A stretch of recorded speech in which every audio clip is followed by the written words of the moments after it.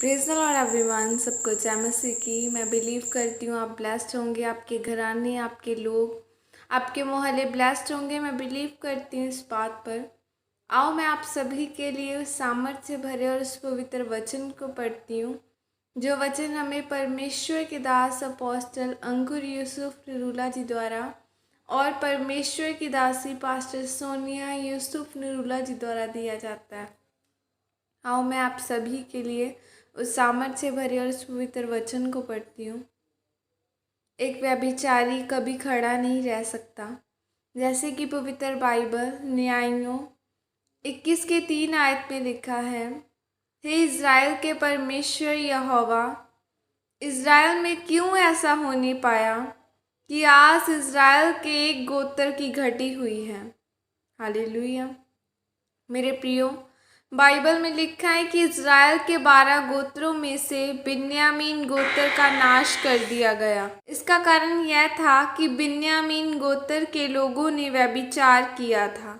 परमेश्वर जब एक व्यभिचारी को देखता है तो वो उसको नाश करने की दृष्टि में से देखता है।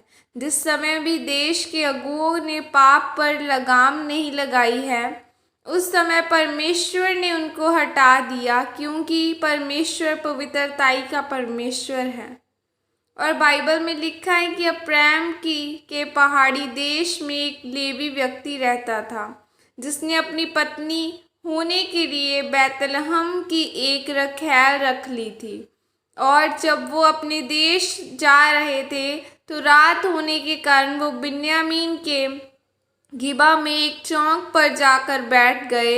एक बूढ़ा जो खेत में काम निपटा कर आ रहा था, तब उसने उन लोगों को चौराहे पर बैठे देखा तो उसने अपने घर ले आ गया।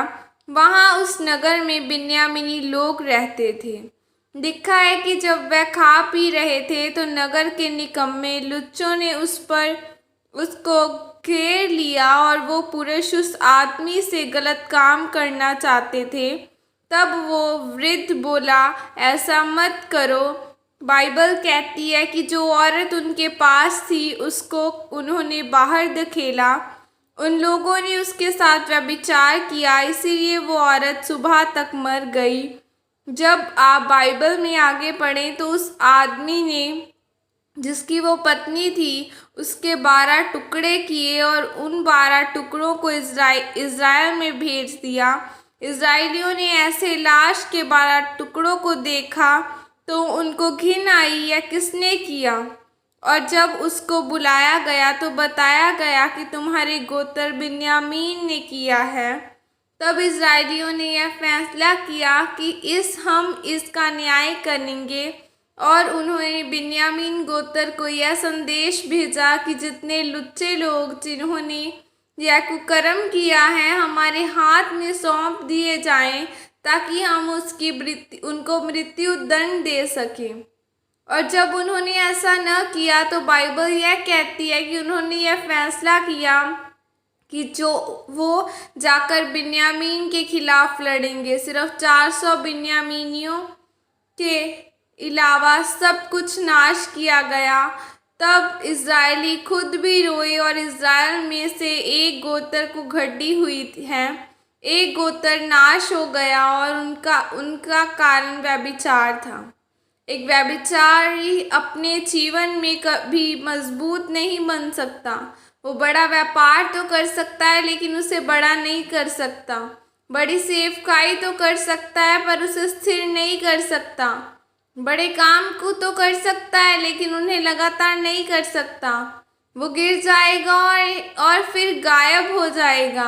एक गलती ने पूरे गोत्र को खत्म कर दिया। और परमेश्वर ने कहा, अगर कोई व्यक्ति व्यभिचार करेगा तो मैं उसकी नामधराई को मिटने न दूंगा और उसका निरादर कभी खत्म नहीं करूंगा।